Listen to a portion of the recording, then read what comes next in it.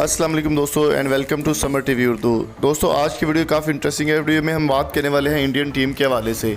जैसा कि आपको मालूम है कि इंडियन टीम बहुत ही बुरे तरीके से वर्ल्ड कप में परफॉर्म कर रही है और इंडियन टीम को काफ़ी तनकीद का निशाना बनाया जा रहा है। दोस्तों जैसा कि आपने सुना ही होगा कि गुरूर का सर हमेशा नीचा होता है और बिल्कुल इंडिया के साथ वैसा ही हो रहा है। इंडिया ने हमेशा गुरूर किया है अपनी टीम का, अपने प्लेयर्स का, और हमेशा उन्होंने पाकिस्तान का मजाक उड़ाया। जैसा कि उन्होंने काफ़ी बार एक ऐड बनाया मौका के हवाले से, और काफ़ी दूसरी टीमों को भी ये खिल्ली उड़ाते रहते हैं और मजाक करते रहते हैं।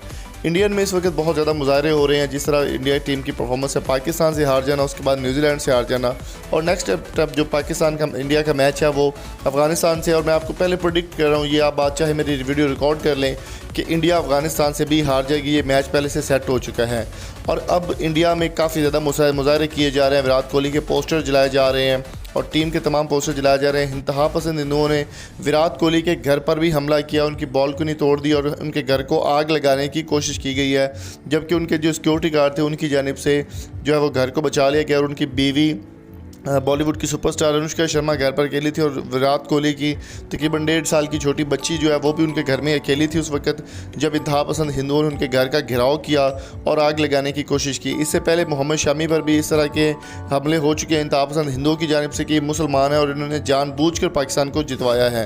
मोहम्मद शमी की अगर बात करें तो उनको भी गद्दार कहा गया। टीम की तरफ से उनके ऊपर इल्ज़ामात लगाए गए कि वो गद्दार हैं और उनको मुल्क से निकाला जाना चाहिए। दूसरी जानिब इंडिया में मुंबई के अंदर बहुत ज़्यादा मुजाहरे हो रहे हैं जिसमें विराट कोहली के पोस्टर जलाए जा रहे हैं, उनके घर को जलाने की कोशिश की जा रही है।